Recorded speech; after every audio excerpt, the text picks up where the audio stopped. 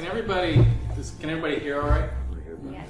Yeah? Thanks. And I want to thank you all for coming and welcome you to what is an interesting kind of convergence of events. It is the first meeting of the Conversations and Collaborations, which is a series of events that we'll be running here at the Granoff Center this year and then into next year that are exploring the importance of creative conversation to successful interdisciplinary efforts. And that series is a part of the Creative Minds Initiative here at Brown under the auspices of the Creative Arts Council. And Artists in Context is our collaborating co-sponsor, or our collaborating sponsor for those conversations. Tonight's event, and David, if you hit the next slide. So before we go into maybe what tonight's event is, I want to set the context for a little bit of understanding conversations and collaborations. And the idea here, fundamentally the idea that we'll be exploring over these series of panel discussions and, dinners and other kinds of events that have yet to be determined, is the importance of the components, the necessary components of good and rich conversation in order to enable and drive rich, substantive collaboration. There's quite a lot of work in the arts in this field. That is to say, whether it's described as dialogical arts or littoral arts or community practices that have been exploring features of conversations and unpacking them, which will be part of the work of this series. Tonight's event, though, as I suggested, is entitled The Encounter. David, do you want to do the next one? And asks the question, as it's showed on the slide, and as you'll see in a minute on the poster, how do we begin to work together before we really know what we're going to do? Or to put it in another way, I believe that true interdisciplinary collaboration, that is to say, a collaboration in which all of the participants get together to help define a problem or just define the area that they're going to work on together, requires a kind of leap of faith.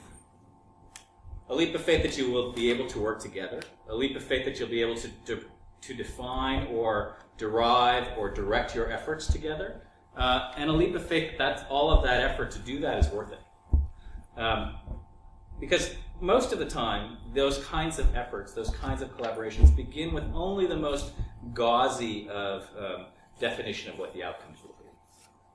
Right? In the case that we'll see today, it was, we'll try to figure out if we can visualize data in a more specific way for oyster genome expression and network analysis. Or, a collaboration may be, we'll be able to think better about how we deliver healthcare or how we think about wellness if we, as we begin these kinds of things. They're usually quite broad and ambitious. And that requires not only a psychological kind of leap of faith, but for many people, I think, a kind of professional leap of faith as well. So tonight, we'll consider what kinds of things this group of collaborators brought to the table in that first encounter. What kinds of mindsets, what were they aware of, what obstacles were they thinking about, as a way of being able to draw out perhaps a conversation that will go to, throughout the room to talk more broadly about this. So tonight, drawing on their experience developing a new tool for data visualization, which you will see this evening, URI biology professor and RISD scientist in residence, Marta Gomez-Chiari, digital media artist Jack Lovell, and industrial designer David Zacher will share some thoughts that they had on the importance, and they have, about the importance of coming to the table with a kind of honest assessment of what's possible and an open mind in their first encounter. And they'll go into some detail there. But before beginning, I suppose I should say that the collaboration that they will describe was and is being supported by the National Science Foundation through the Rhode Island Experimental Program to Stimulate Competitive Research. RIF score, as the unwieldy acronym is known, is a $20 million grant to a consortium of 9 schools throughout Rhode Island to enhance our competitiveness and to study the impact of climate change on marine life. a quick reminder. Immediately following our panel, Artists in Context will be providing a little food, and one book club will be meeting to discuss Charles Fishman's book, The Big Thirst, The Secret Life and Turbulent Future of Water. And you're all invited to attend. And if you eat a slice of pizza, I think indeed you're practically obligated. So we'll begin the conversation with Marta introducing her research and the problems that she wanted to explore in an EPSCoR sponsored studio that was run at RISD this past fall. So I'm going to turn it over to Marta now. Thanks, Jeremy. So, and we can just skip that slide because that's part of my presentation. So I'm a shellfish pathologist. So I'm basically somebody that is very interested on diseases that affect things we eat or things that are important for the marine environment. And as part of my research, one of the things that I've encountered is that I need to develop new tools to look at the problems that are pretty complex. So it happened to be that when I was starting my foray into genomics, the area of genomics, the EPSCoR initiative was starting, and which has a focus on the impact of climate change on marine organisms. And one of the questions that they're really interested in asking is, how does climate change affect diseases of marine organisms, which is my area of research. So you've experienced that. We've had warmer winters than average. The summers are about average, but the winters have been definitely warmer, and that has impacted the diseases that are affecting our marine organisms like oysters and summer flounder and lobsters. And so I think we can go to the next one. So oysters, how many of you like oysters? I don't know how many, It's a very Rhode Island thing. We have great oysters in Rhode Island. And actually the aquaculture production of oysters in Rhode Island has grown exponentially in the last 20 years. When I got to Rhode Island in '97, it was about $100,000 worth of production, and there were 5 farmers that were really producing oysters, and now there's like 40 farmers and about $2 million in production.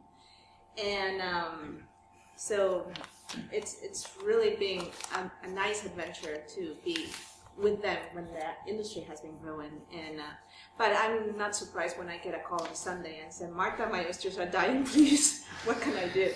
And the problem is, usually when they call me, there's nothing I can do at the time because they are dead already, or you have to plan long term for that.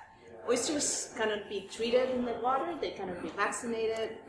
So things that you have to do are strategies that are like using the right strains that are resistant to the disease and things like that. But the question is, how do we get those strains that are resistant to the disease? How do we develop them? And that's where genomics and genetics play an important role. If you can go to the next. So some of the diseases that you may have heard about, this happened actually in the west coast of the United States. It was in the news. Los Angeles Times made a little spread about it.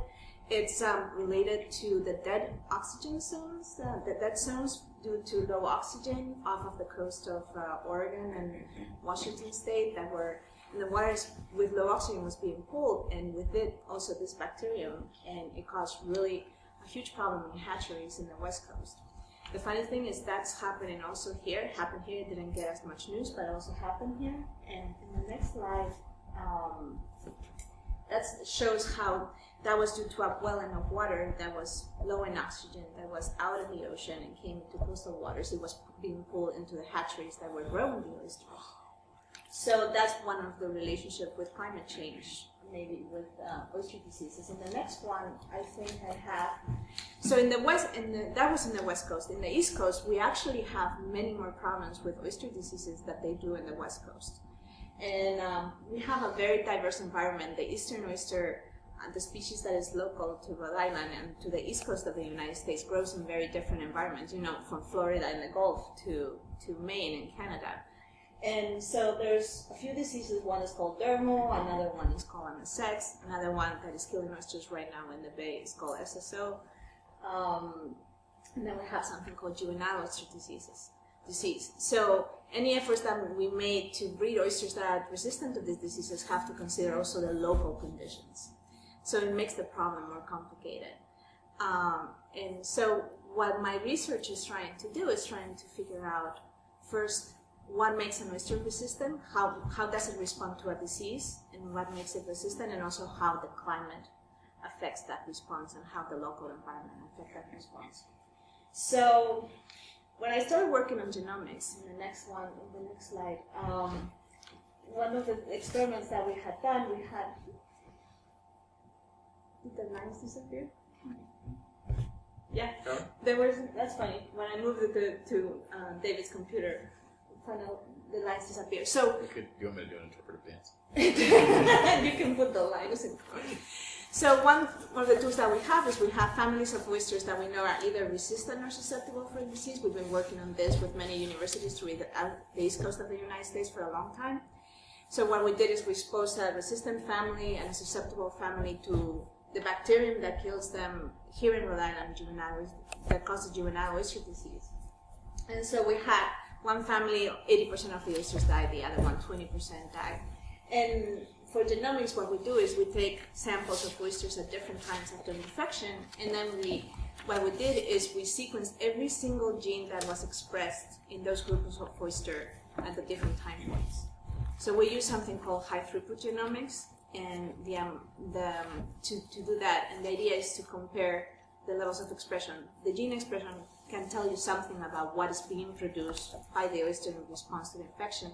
And we are assuming that the response of the susceptible oysters is very different from the one of the resistant. And we want to find something that is in the resistant oysters that is produced very early at infection that will determine that those oysters will survive instead of die. So if you go to the next, so we analyzed the data. This is one page of 40,000 pages of data. This is the file that was 3 gigs of data that I sent to David and Jack when they decided that they wanted to work on my data. They didn't know, they really had no idea what was coming to them. So this is one page of 40,000 of the data. These are many columns of different things that we did to analyze the data to figure out which genes could be important in this, in these oysters in response to the pathogen. So that's how, this was of course, I am not a person that works on genomics. And so it was time for me to go on sabbatical. I knew that I had to beef up my knowledge in genomics, so I decided to do a sabbatical close to home and work with Brown University and RISD. Brown University and working with the computer and cell, the CCMB department. So now I can. Center for Computational Molecular Biology. Exactly. It's good that I'm here to help. So on the genomics part, on the bioinformatics analysis of the data, and then with RISD, I had an idea that I really needed help on visualizing that huge amount of data. I really think that visualization really helps on seeing patterns that that may not arise when you look at a spreadsheet at large. So so that's where I was.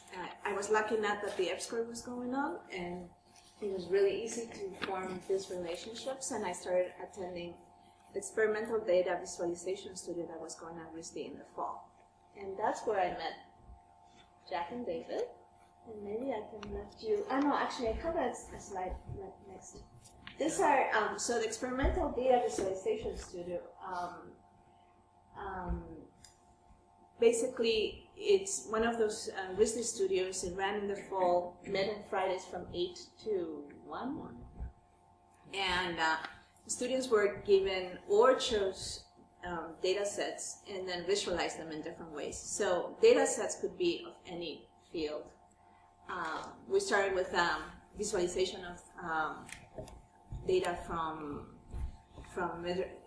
meteorological data from the Quonset buoy, 10 days that ended up happening. That was actually, we chose dates that included the hurricane, and it was very interesting. But that was one of the start projects. Then the students chose their own, depending on their own interests. In the next slide, I think, has it was some of the goals of the visualization, experimental data visualization, which was an Oxford studio. And I'm sorry that one of the goals was to see if you could read through. that the format got all changed in the new computer. So, but basically, it was exploring how to visualize things. What can you gain with different methods of visualization? And yeah, I don't know. So, probably Jack and David can tell more about David, the goal. Why don't we leave the dark slide up there for a minute? I want to sort of talk a bit before we go into the next one. I think I should say that the Experimental Data Visualization Studio was taught by Sean Greenlee, who's an instructor in our foundation department at RISD, and is a graduate of the experimental music program here at Brown, and Kurt Rowski, who's a video artist.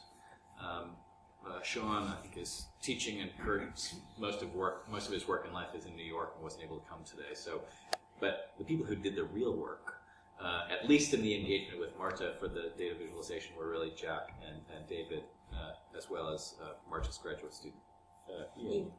But before we turn to that, Marta, one of the things that you had shared with me, I forget at what point during the studio, was that you couldn't imagine a visualization that would be helpful, right? That you knew obviously you knew what data it was that you were looking for, but you couldn't envision what the picture would be or what the pattern would be that would actually help you make the kinds of decisions or evaluations or assessments that you need to make. And I think that's a really interesting kind of conundrum. And I'm wondering if you could say a little bit more about that. So, in part, my lack of, ability to visualize things was lacking knowledge on the possibilities, on the methods that are available out there to visualize things, and also,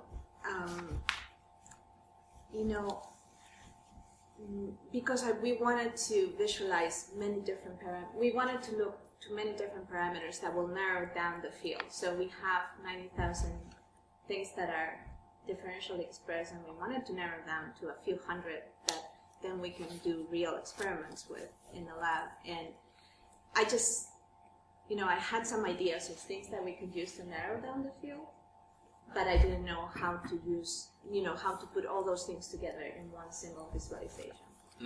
And that's where I needed a lot of help. So those are all the columns. We had like 20 columns in that spreadsheet, in the data sheet. And until Jack said, "Oh, you want this visualized? I'll do it." It was very difficult for me to figure out how to do it. So, given that challenge, what was it that made it worth the risk? The fact that you could gain so much, it's kind of like the having success or not in a project. Being able to narrow down all of that information to.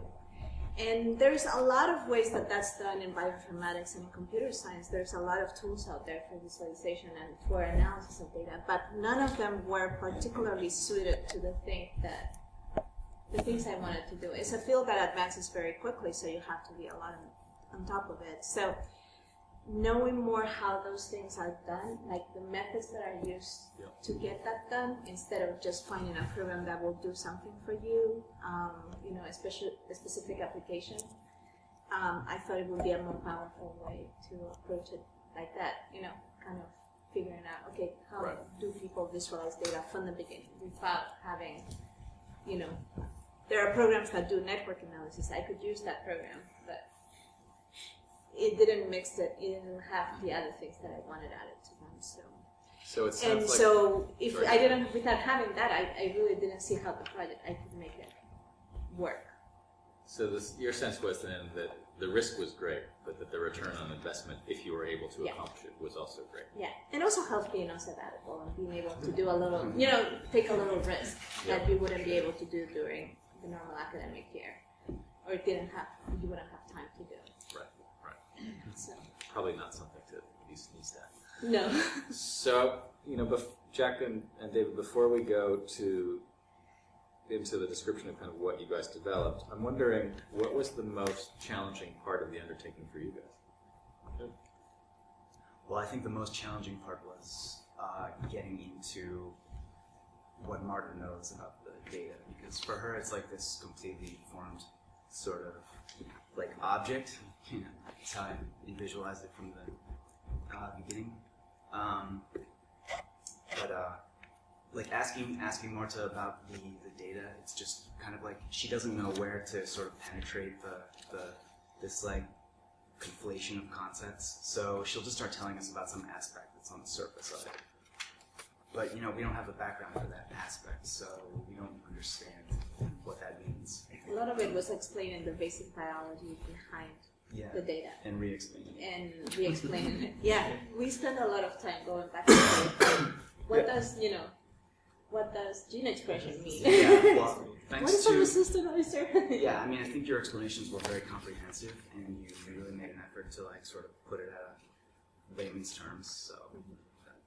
Yeah, I remember us, three of us, and actually Ian was there as well, sitting down in this just unbelievably intense, like, thinking session. I don't think that I've been in a situation where there was so much focused brain power on one thing, and it was all, you know, we're constantly, like, trying to, I think the hardest part was understanding the problem, understanding what Marta needed, and how we could offer our skills as data visualizers to show her and give her what she needed. And I feel like we sort of knew it was possible, or we like naively felt that we would just charge forward and somehow it would happen. But yeah, I mean, I figured it had to be naive ultimately, because you can't visualize everything that she knows. You have to sort of like take some texture out of that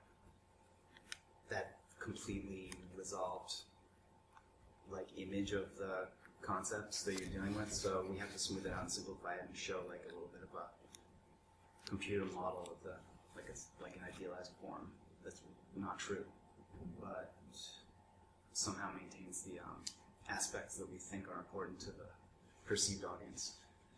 So yeah, so I mean, coming into it with this naive sense about that we necessarily wouldn't understand it was, it would be fine, because we're trying to create a visualization that discards some of it.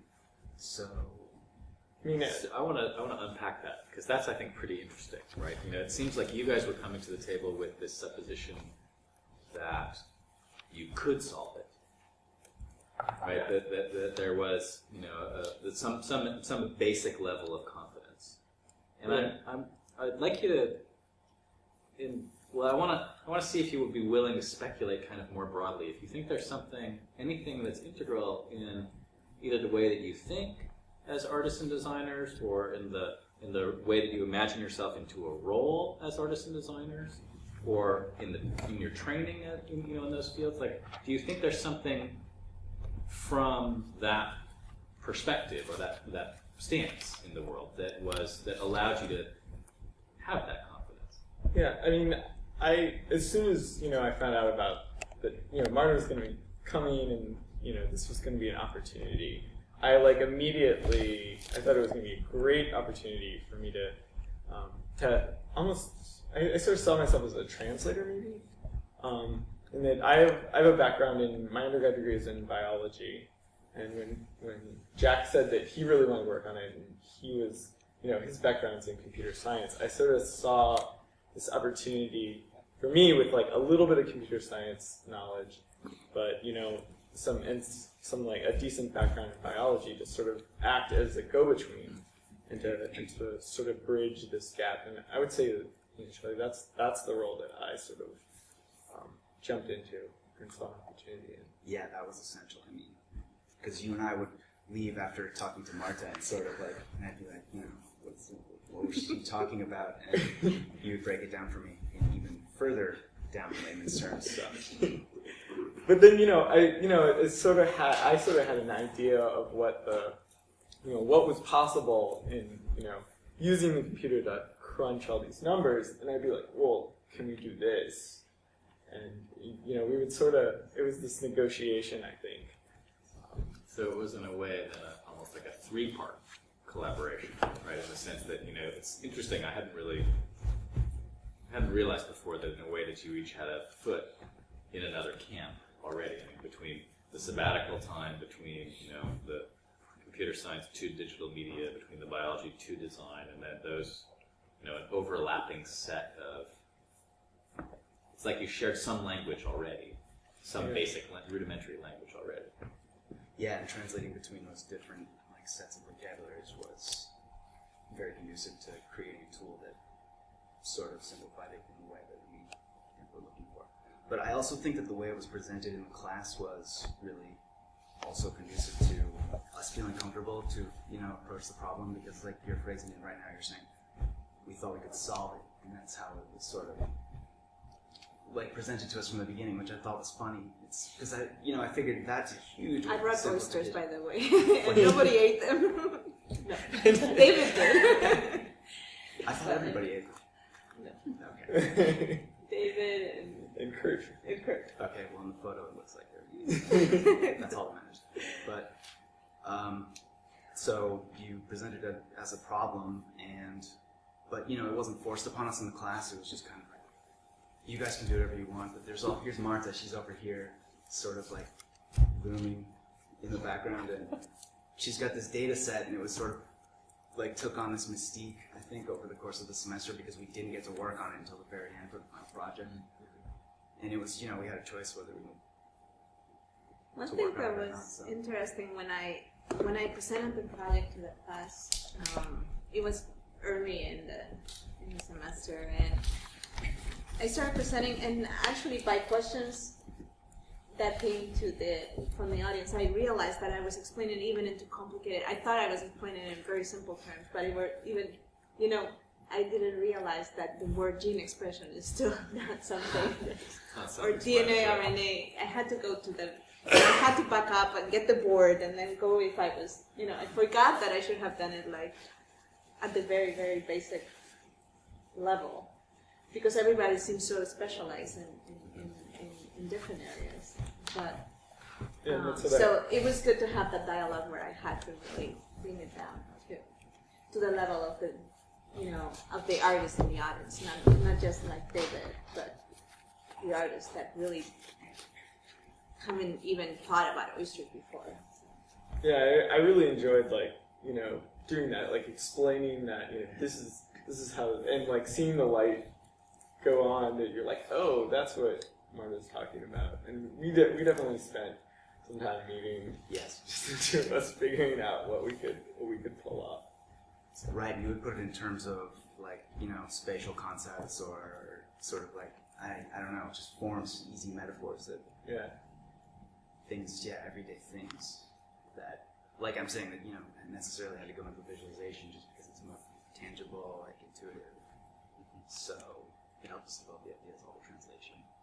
But also, I would say that, I never sensed in you that you were frustrated with us at all, even though you're telling me now that, at first you had to realize that not everybody knows the term gene expression. And, I would go and ask you, but I never sensed any sort of oh, okay, I'll explain that too then.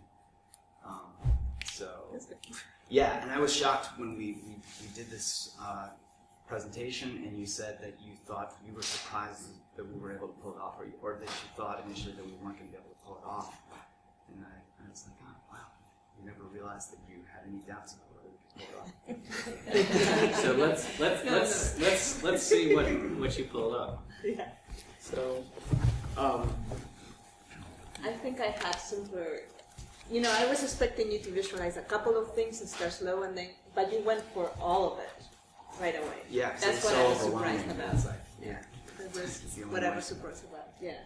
So, once again, this is the data. This is what we were.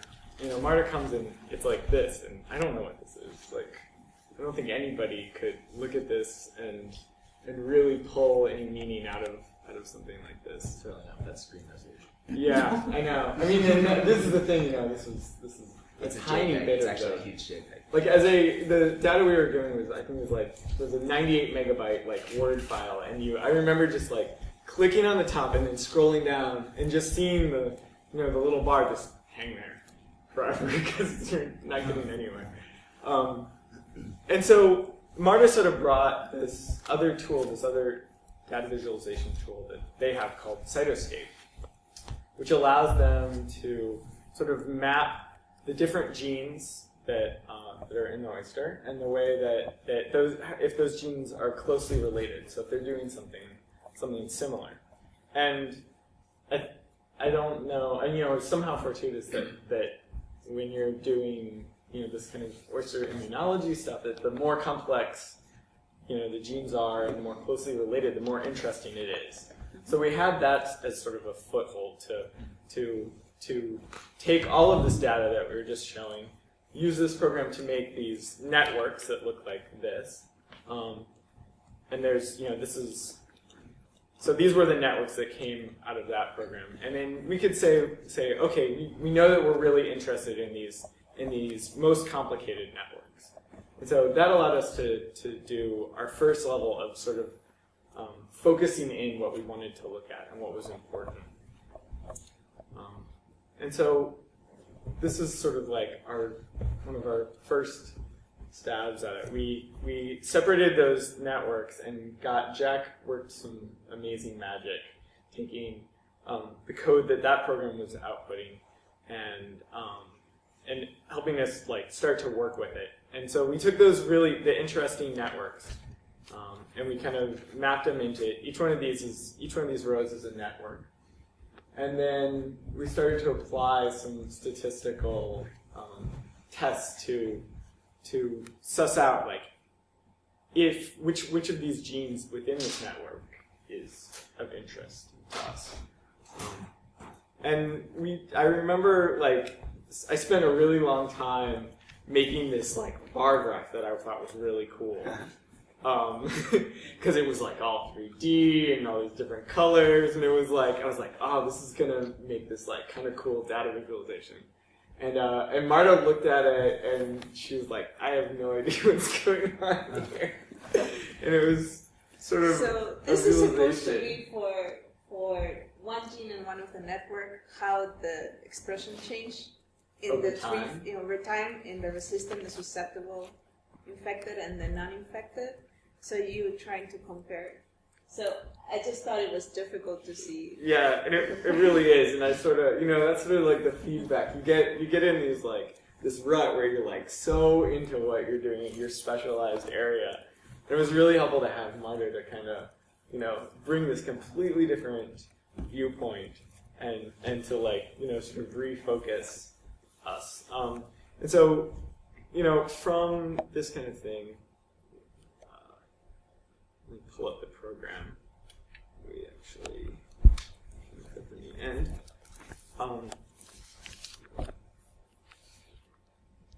So, Jack, do you want to talk about Sure. how? Yeah, so this finally what we did was we used Cytoscape, which was a challenge in itself. Cytoscape's a little rough. It's powerful. I think it's probably powerful. It's designed for people who know what they're doing. So the first stage is to load up these networks and then apply 2 separate files full of attributes to them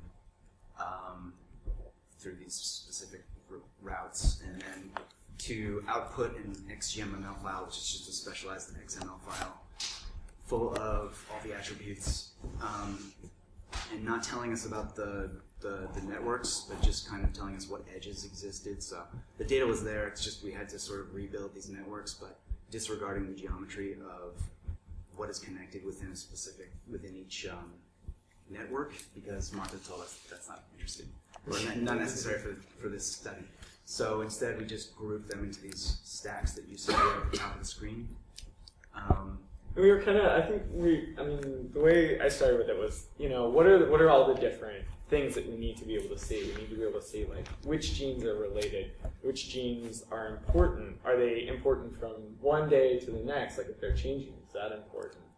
And sort of, what's happening over, so you've got, time and, genetic similarity and, the type of oyster that it is, and all these things, and you're trying to, wrap your head around how we could actually show all these different things. And so we tried a couple of things, and this one really smart thing that Jack came up with were these sliders that sort of dynamically look at the statistical dynamically kind of do the statistics with you. So we're comparing these two, we've got these three different groups of oysters, and we're sort of interested in how they're acting compared to the control, because this is an experiment, so we have a control, and we have the ones that are resistant and the ones that are not resistant. And so we're always comparing to the control in this. And so Jack came up with this great idea of having these sliders that sort of, as you move them around, you get variation in what pops up at different levels and how, So if we move these all to really high certainty that these are significant, that something significant is going on, this is kind of what we get. We're like, we're really pretty certain that like something's going on there. So, Yeah, I didn't actually.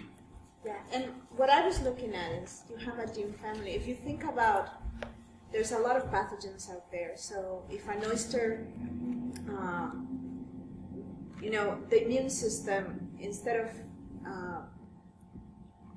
usually uses some proteins to recognize those pathogens. So, but that protein that is very useful at recognizing it, usually because there's a lot of diversity of pathogens out there, will be very diverse. So there will be a family of proteins that are all slightly, different. And the one that recognizes that particular pathogen, once the oyster sees the pathogen, is the only one that should be expressed. So the other ones don't matter because they don't recognize the pathogen. They shouldn't change between exposure when the oyster is exposed, but the one that really recognizes the pathogen specifically is the one that should be out. So I'm interested actually in those families in which only one or a couple of members really lights up when you do the statistical comparison between the susceptible and the resistant, or the infected and the control. And I wanted early during the infection, at day 1 or day 5 after infection, because after that, they are already dying and it's too late. So, and that's why those sliders are comparisons between susceptible and control, susceptible and resistant, and then a different control and resistant and control infected. That's the second one. And then the last one is the different time points. So actually, if you move, the slides, you can see how nothing changed through time. So once you see one lighting up in black, you can hit on it, and then there is a lot of, if we know anything by comparing them to the databases function, that will come up in there. So some of them, they are not similar to anything in databases. Those are really new ones that I may be able to look in the future. The other ones may have a function that I know already from comparisons to the database. So that tells us something about it. Has it been found is important in another organism. So, and the interesting thing is that if you have a random set of networks, for anything, the things that light up should, if it's random, everything will light up, and it will be different functions. But actually, when you look at things that light up, they are usually related to immunity, telling me that this tool is really working. There's some that don't have function, but the ones that have function seem to be related to immunity. So the tool was working on trying to select what we wanted to select. So that was exciting. So yeah, you get all the functions. You can barely see them with the resolution, but that tells you, what function and where they are expressed from others. And then you can have a graph of how it changes through time. If it goes up or down, if it's up related or down related. Yeah, we wanted a way for you to constantly at each level see this is interesting, and then go down to the next level and see what about it is interesting.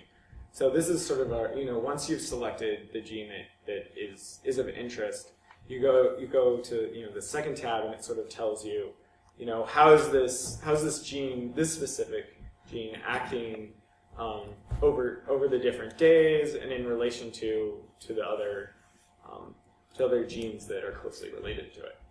Yeah. In terms of the sliders, I think it's another example of how the communication sort of fed into this ability to see something, because I didn't, nobody made the choice to create these sliders. It's just that there was a discrepancy between what was considered significant, the significant value between, the the data file and what you were telling us, it was like 0.02, 0.002 versus 0.05 or something like that. So, since and we weren't sure which one to use, and you seemed kind of like, oh yeah, use the one on the file, but then other times you were telling us to use the 0.05. So, just through that, not being sure which one to use, then I just installed these sliders so that we could Use any dynamically all of them. control whichever one we Either want. way. And then Marta loved the sliders, so what became obvious was that the ability to dynamically change things like shows you how they change through a smooth transition, which I think is really Sort of like harnessing what computers do best, I think. You know what I mean? Yeah, calculating this and being like, oh, you want to know that immediately? Sure, no problem. yeah. So, Computers calculate. What's interesting to me about that is the slider. You didn't choose the slider for a particular function, as you're saying, right? It was more as an interpretive tool, right? That there was the necessity for thinking about the larger visualization tool to allow for interpretation and interpolation to be able to be something you could control. I think that's what it became in the end, and yeah, that's why it became so useful. Originally, it was just to avoid having to go back and do more work. But in retrospect, it looks like, there was this choice, which I also think is interesting when it comes to the networks. How it's you've got this network, and you're looking for a network where only one contig is lit up, which seems, from our point of view, like, oh wow, nature just gave us this interesting construction that tells us where the gene is. So, but I'm sure that it took a lot of interpretation to formulate this idea of these networks based on their similarity. But to us, it's like in nature there are networks, and one of them lights up when that's the one. and then we just continuing on to the next level. We sort of this was my remake of the graph, simplification of my crazy complicated graph that Marta liked a lot better. And sort of to let you know, so you're looking at what's going on with all the different oysters at different dates in time and their expression of this particular gene. So you can see that it's being expressed up or down or whatever in relationship to the control. So I mean it's really relatively. To me, it seems kind of simple, but I hope it was it was useful. Well, this was done in the last 2 weeks of the studio. This is something that this is just a start, I think, and I think that for me it was useful to see how much power you have, because I just feed the data that we get from the bioinformatics analysis into Cytoscape, and then that comes out, in a file. For all 90,000 genes through Cytoscape, and we input here, and all of it is just at the click of a mouse. So it just makes it. It's like making 90,000 graphs in one swoop, instead of no. I mean, we don't do that anymore, but Yeah. I mean, it was the size of the data that made it so the problem had to be approached with total commitment. So we made it from the get-go to be able to dynamically load any output file from Cytoscape. So the other thing is all the attributes. I mean, the sliders can change to other characteristics that we may want to explore. Yeah. And that's what other people, other scientists that I've talked to, are very interested in, just being able to choose whatever characteristics that are interested in and statistical comparisons to see them, visualize them. So, Marta, could you speak to that a little bit? I'm curious about what you think the applicability is and how much use. Clearly, there's the automation use that you just described, right? That there's kind of you smooth the path in a way. But I'm curious about kind of how, in the context of your work, how it could be significant or promises to be significant. And then in the context of kind of the broader field, do you see opportunities for the application of the tool that may be more broad applications than in this particular? So there's a lot of people that are using gene networks for analysis of data, and then there's also people that are doing a lot of transcriptome, gene expression analysis. And this kind of merges the two of them into a tool that can visualize changes in gene expression for networks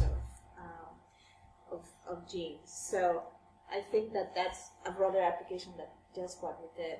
But I think it's more the flexibility also on which attributes, it's kind of an add-on that you can add to Cytoscape that puts, there's many, what we've seen is that there's many libraries of add-ons that people add to Cytoscape to fit their own little, applications. And this is one part of the library. And I think that what this gives us is a way to, actually, I think the most powerful use of this is the fact that we establish the collaborations that anybody that I know in comics know that there's the expertise in experimental data visualization, that you have a particular application that you want to visualize that is not out there already in a library, that you can have it done with relatively, with relatively little investment of time, just through the conversation, through the collaboration with a computer scientist,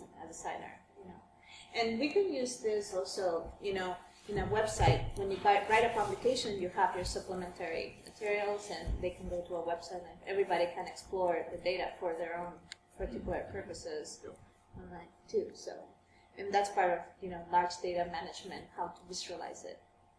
That NSF is requiring a lot of the data being available and the visualized. So, and that's something that is starting to be a necessity now that NSF is requiring. So, I think the power that you see in the program, just because we built the entire thing from scratch, I think is really important. Even if you do have access to libraries, I think it's better to build things from scratch a lot of the time, because then you're completely connected and you understand how it's linked to what it's doing. So, I mean, with the sliders, there was a library, and we didn't use it. Not that a slider, it's like difficult to link the position of that thing to some data, but we could do anything with that. So, I think it's often worth it to devote the time to rebuild things that you might have access to in libraries. So, I mean, we're thinking about doing with networks now, because then you can completely reformat it, and it is powerful, like you're saying. You can be totally specific to your problem. And interesting accidents can happen too. Like, I was recently working with some triangles, and I wrote some, just code to build the triangles from scratch, even though this program, Open Frameworks, of course, has a library to build triangles for you. But a whole bunch of interesting accidents sort of happened. Like doing the scan lines to figure out whether a pixel is inside or outside of the triangle. And I think that's powerful. I mean, for me, the larger significance is that the data visualization, and I sort of saw this with our earlier projects. You have this data that you can't see at all, and something sort of magical happens when you visualize it. You can't help but see these new patterns that emerge that are just get lost, and it's something about it's like the 40,000 foot view. You can't see what's going on all around you when you're in it, but the visualization sort of gives you this view from above that lets you see the big picture. And the ability, we were sort of we have this really exciting set of tools that we got from the class for visualizing. And Marta and we're like, where's the data? Give us whatever it is. We want to see what this new, what the new patterns are that emerge from that. And Marta's, she's got the exact opposite problem. She's got all this data and no way to, no tool to see that. And I think that's a common situation that extends out. Not just into these sort of two professions, but has a broader context that's out there, and I think that's where the really productive part of the collaboration and that kind of situation, bringing us together, is really valuable. And how I see, I was thinking about what's the context that brought us together, and it really is. EPSCoR was really it created a situation where we met Marta and we found out about her problem, about this problem, visualizing this data, and that wouldn't have happened had we not gotten put in that situation.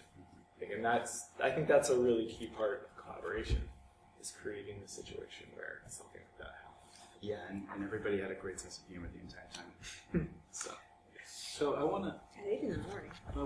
return to the audience and sort of invite questions. Before we do, I want to put a pin in one thing that you said, just to see if what lit me up is actually what you intended, which was not that the visualization outcome allowed patterns to emerge, but the act of imagining, and trying and translating, the act of visualizing was part of what was bringing different patterns to the fore, right? Regardless of which patterns ultimately you described it, you decided to hit on.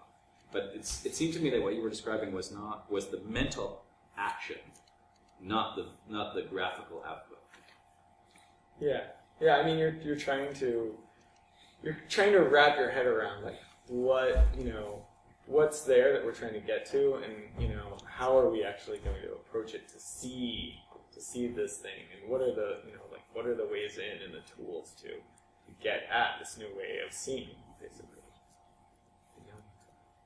Yes, yeah. A lot of it took place in the translation, I think, crossing between two people. Yeah, then it emerged from there. Well, yeah, let's turn to the audience and bring it forward. I guess I want to build on that question and both those comments, which is in translation you're already introducing a new language. So isn't that adding another variable? You're already having a new, what the data becomes is something different. And in terms of your research, then how do you, I like what you said about having this sort of big picture view because you get to see it. But then maybe you don't see your own assumptions about how that data is being translated, right? Like what it's becoming. Yeah, I was really nervous about oh, what if we get something wrong in the code and it's doing something really weird, and and we're like, yo, hey, check it out, and it's getting tested. It's like, hey, this is the way it is, and it's we made some mistake or there's some assumption about this is the lens to look at it through. And I don't know. I feel like that's always going to be the situation, And maybe the best you can do is vary the different lenses in terms of we determining use different methods. This is not the only method of analysis that we're using, but all complement each other. And if they all show kind of the same patterns, then it turns to. Yeah, that's an interesting Different point analysis, because I almost feel like Marta has been, as you say that, I'm thinking Marta's been so accepting of the ways in which we visualize the stuff, and of course, I didn't try to put any layers on it intentionally. I tried to be totally objective about my understanding of what was going on there. But if you were more critical, maybe then I would reflectively be able to expose some kind of presumptions that I have. Get some data on myself. But it also suggests, that the question suggests to me that you kind of translate together, but then you have to be able to extract back into the disciplinary languages, right, into your own individual practices to make sure to verify, right, to verify that it's a good design, to verify that it's yielding good data, to verify, kind of whatever your metrics for success or assessment. Well, the visualization tool is as good as the data you're fitting in. Right. So we have to have ways of. No, I like what you said about having sort of a way to compare it to other data, because otherwise determining causality when you have more than two variables constantly. Yeah, and so all the statistical comparisons that we did there is we compared in groups of two, in many different ways. Yeah. So. Yeah, Marta is often mentioning the quality of the data, which of course is another layer that we have no concept of. And this is something that actually we're working with the CMB to figure out actually the quality of the data that is being fed in, how it is. And it's a big question. So the advantage of this is that this was the first trial on our genomic data and assembly, and our assemblies have changed since then. And we keep feeding, the easiest thing is once you have a new assembly, now we have a pipeline, we feed the new assembly and we get the new data. And see how, if we're still getting similar. Some other things arise with the quality of it. But there's a lot of work that comes into the figuring out the quality of the data before we get to the visualization. So I'll go Chris, then back over here, then back to you. Yeah, just something I was struck with as somebody interested in visual principles and understanding complex things that we're looking for. The way the slider evolved, I was fascinated by your account that was a kind of design response to a discrepancy. And the way that you deal with discrepancies is to tune in and out. And being tuned out is just as important as being tuned in order to find out what it is that you want to be tuned into. So to represent that principle as an interactive thing allows something to emerge in an experiential way rather than in an intellectual way. So that seems to be a crucial discovery. Yeah, I guess targeting discrepancies, looking for them initially. Or experimenting with the different ways of doing it. Because the discrepancy is always an avenue to some unexplored language or territory, isn't it? Yeah, and I mean, the discrepancy didn't have to be there. It's just that, there were two different discrete values that we were considering for that one thing. So I guess you could find a lot of discrepancies there just by looking for a place where it's not inherently continuous, I guess. So this is a naive question on all fronts, but I'm curious, because of the RISD people here, because an oyster occupies physical space, and in a way you're looking at an oyster being contaminated by other physical particles, pathogens, is whether you thought about mapping, in a sense, sort of creating a map of this genetic information and subtracting out the uninfected animal, sort of the control from the infected one, to see if you could solve for the pathogen as opposed to solving for the immune response. And I'm actually curious from an architectural point of view and a mapping point of view is whether you just thought of visualizing this in terms of space as opposed to sort of the frequency data over time. I don't quite understand the first part of your question about comparing about the comparison, but in terms of visualizing in space, I've thought about building the networks. I don't know if the geometry of the networks is interesting, like if we could then get into the geometry, but that was just maybe too much for the first iteration.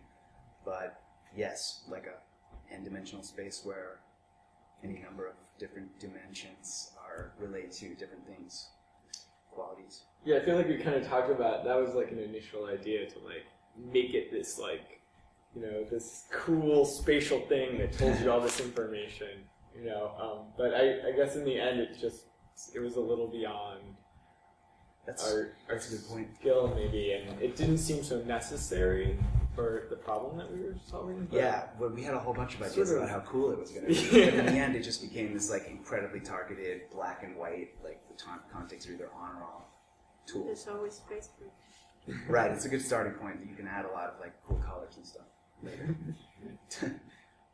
But I think your suggestion is that there's something else that could be seen. Yeah, and there's many different ways. Yeah, this is a first approach to the problem. And definitely there's other ways that would be interesting to do that. So I'll think about that. So we heard sort of a story that goes in one direction from Marta's specialist knowledge and her sort of simplifying it and teaching it to you guys so that you could respond to it.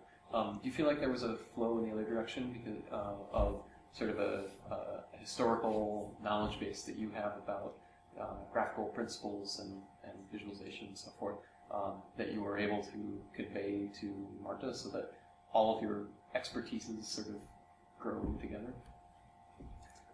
I think that's a great question. I thought about it before coming over here because I had to think, is this a client relationship?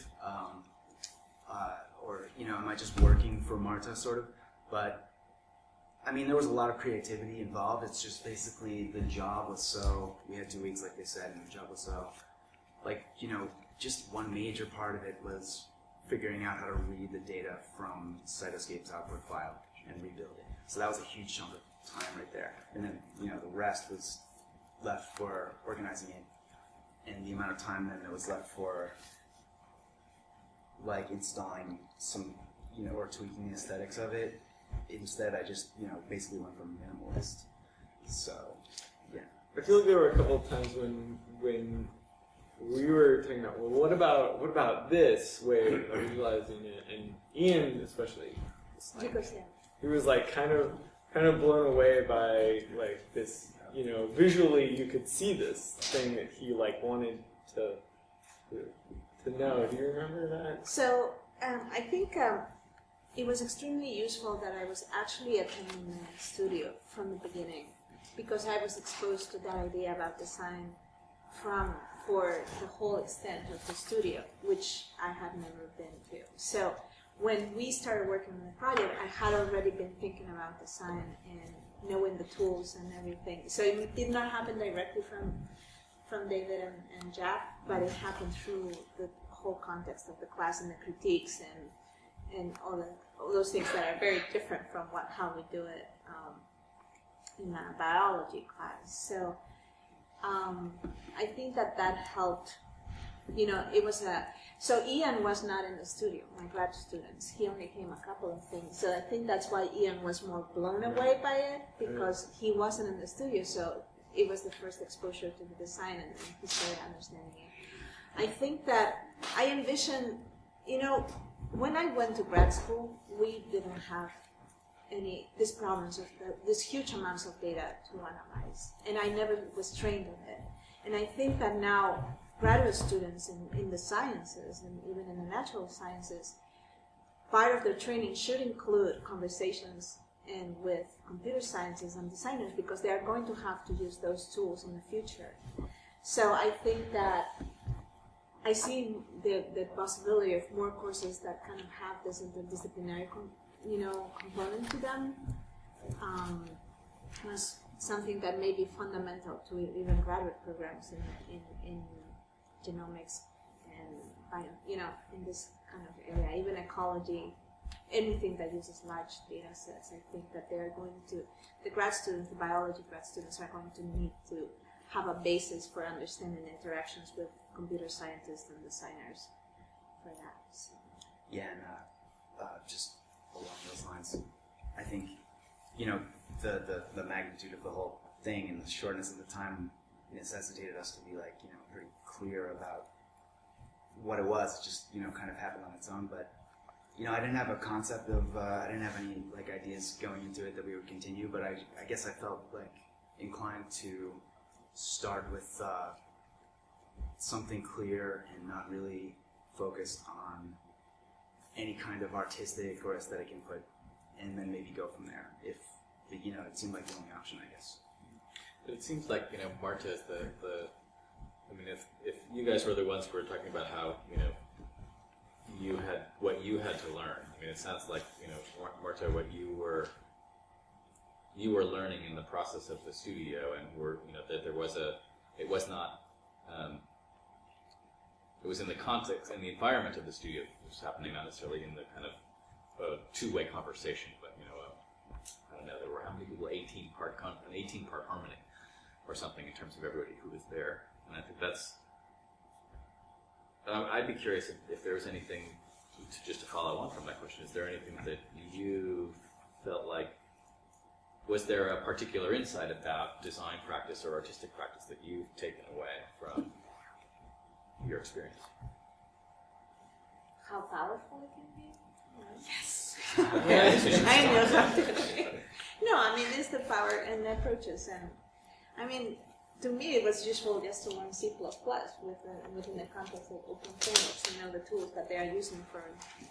And I need it for other bioinformatics and computer science, So, but just the power of approaching things with a different set of mind, with a different lens, helps reevaluate what you know and think about it and think how solid it is another general thing that I got out of it. So. Yeah, another reason why that's a great question is that it implies that there might be a cut. I mean, I guess the way I'm reacting to it is thinking that I was going to go a certain extent, being totally like dedicated to the data, and being a scientist, trying to be a scientist and understand it and just represent it without putting anything into it, like explicitly. But then, how far do I go before was there going to be some point where I was like, all right, I got enough of an understanding on this now, time to like make this into an art piece, or will instead just continue to become a scientist instead of an artist. So I'm going to turn back and then I'll come back to you, Bill. Okay. My question is a little bit following up on the previous one. I'm wondering, what is the goal of the visualization and who is the audience? And one of the things I thought was, are you making this visual for Marta to use, or is it going on to some other third party? And I think, David, your comment about translation is perfect. I mean, when you translate something, you have that idea of information and you take it from one language to another. You don't change the idea at all. And that translation is attempting to keep everything intact. So if you have this data and put it into a visual form, you don't want to mess with the data, you want to present it, And I think your slide with the sort of colored things where you kind of get wrapped up in, wow, this is cool, but then when someone else looks at it, they're wondering, what am I looking at, So, I mean, I realize in visualization of information that there are numerous forms it could take. You could have a line of dots, you could have concentric circles, it could be dark lights, all this. And at some point, the visual material may or may not, account for the initial information. So I guess I'm just wondering, what was the goal of the visualization and who was the audience? And I think of, Marty, your first initial comment about this oyster grower whose shellfish is dying, is that an audience where you say, well, I have this visual thing and this is going to happen and that's going to happen. So that's an audience that's outside the laboratory, if you would. I'm thinking, and just one more comment on it, I'm thinking possibly with that streaming data that we saw at the beginning, maybe Marta knows how to read that. She sees the number, oh yeah, and I know what that means. I don't know what it means. But maybe if it's put into visual format, then again, you're translating it into another language that then maybe I could use it. So I feel like that's the really exciting next step. Is that speaking of Bill, I think that we made this as a tool for Marta. Okay. But the exciting thing is how do you get it out of that box? How do you get it to the next step? How do you make it, readable? And we've struggled explaining this to people without a science background. And I think it would be really exciting to make it more accessible the way you're talking about. Yeah, we've been referring to it as a data mining tool, like for scientists. Yeah, but I think that's, one of the goals that I had for the visualization studio, data visualization, is also to try to explain it to the farmers when I went, when I said, why are you spending, what are you doing with your time, and the money that you receive in funding that we really work hard so you get. And to me, it's still a struggle to go from here to the general public audience. I think that this is a really useful tool for data mining that we need, but definitely the next step will be try to figure out and how to get it, how to explain how useful genomics is to the public. And it may be that I will know how to do it when I find out at the end when I found the gene that is the really nice, the really powerful one, and then I can explain how powerful it is. Or, I don't know. I think that just the simplification of this helps even to explain it to a general audience. Yeah, if it becomes a tool for you to find that gene, then you accomplish your goal is to find that gene. I don't know what it's all about. Yeah, then you don't necessarily have to explain it. You sort of solve the problem that might then go forward. Yeah, good. So I think we'll have one last formal question, and then we can mill about and. Well, I guess it builds sort of on these last couple of comments, because I wondered at which point this becomes an art project. You said something like, I could see that turning into like a keyboard, or there could be a musical component, and then like the really cacophonous moment or something would be like the bad gene or not. Yeah, the bad gene. But then also in terms of the audience and translating it, because I was going to make a joke, like, so which oysters do we eat and which ones do we avoid? And how might the music even convey that? Or even eventually, this is taking it pretty far, closing the loop where like playing that keyboard translates it into some sort of like machine that's combining pharmaceuticals that then goes into droppers back into the water and then treats the oysters. So you have this sort of translation from the data into like the science model into a musical piece that then is like an interactive treatment system. I don't know. I'm just thinking about like the potential exponential applications of this idea of translatability, since we are already moving between materials as well. Yeah. So one of the goals of this is that if I find that gene that is really, or group of genes, it could be 10, that are really important for the oysters to survive, or that indicate that an oyster may die, then we can get, sample oysters, get a little piece of them, see which genes they have, and those that have the good gene or the bad gene will either have a sample, you can have, and then you select the oyster, and those are the oysters you keep for breeding and to making, you take to the hatchery and you get, you use for making the new improved strains, the super oysters. And it could be that the machine, you're running the DNA and analyzes the data, and as soon as they find an oyster with the right gene, blink, and you get the oyster. Okay, oyster number 50. Yeah. Or like the lottery, number 50. Or it's like in Willy Wonka with the good egg and the bad egg. Yeah, exactly. Squirrel. I think it's really interesting what you're saying, because it brings to the forefront that we are thinking that the ultimate solution, that there's an ultimate solution, like an answer, and I think it's more complex, but I've always wondered if it's like we're actually looking for one gene, because every time I say that, she says, "Yeah, we're looking for," you kind of acknowledge it, but in like a humorous way, and I'm never sure, but. Yeah, of course you have to assume that it also could be more complex than that, like you just said, it could be 10 genes, but you're implying that it's even much more complex than it could be between one and maybe a countable or understandable number of discrete genes. Instead, it's like this thing you have to play, and you have to, I don't know. I think one of the really interesting things about dealing with complex systems is that we are learning that the more senses and forms of intelligence that we bring to bear on the issues of complex systems, the more we get these insights like the one you described about accommodating a discrepancy that occurred between two disciplines in conversation. If we bring other forms of intelligence to bear on that, then you get other kinds of insight that work along with it. So the musical example and the response is all part of thinking about what that can be like, what kind of structures it has. Because musical structures are about gravity and resolution and that kind of thing as well in the abstract. Yeah, and music is an interesting input device because it's this linear keyboard, and I've been wondering why it's linear, so that you have to does that I'm sure that feeds into the output that you create, having to move your body in this like fluid way, but I've wondered if they make keyboards that are just like computer keyboards where you've got all the keys laid out in a 2D grid. So Nikhil, I haven't realized who's been raising his hand in the background, so we'll have one final question, and then we can build them out. Enthusiasm for this subject, and I think it's one of the reasons, this is more common.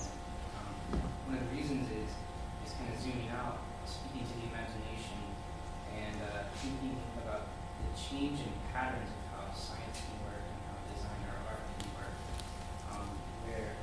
I come from a world of software. There's a lot of tools that can do visualization. The problem is that sometimes your research starts to look like the tools because it's been designed. It's like if you have a machine or a tool that's square, what you build starts to look square too. But if you can speak directly conversations between artists and scientists and have sort of an iterative design where the research is guiding the tools, or perhaps the art is guiding the research as well, I think that's a fundamental shift in the pattern of how science or art and design can work. And it's truly like what's novel and exciting for me. The fact that there's imagination, and it hasn't been imagined for you already. And that way, it's more alive, and it's exciting. Yeah. That's That's a great way to. Yeah, I can't think of any better thing to stop on. I had this great conclusion, but I'm done. Thank you for that. And like I said, you know, we're it's a little bit before 7. We have time to mill about. Anyone who wants to join Artists in Context for the One Book Club discussion at 7:30 is welcome to stay, and certainly we're going to be here, you know, till then at least. So thanks again for coming, and thanks for your questions.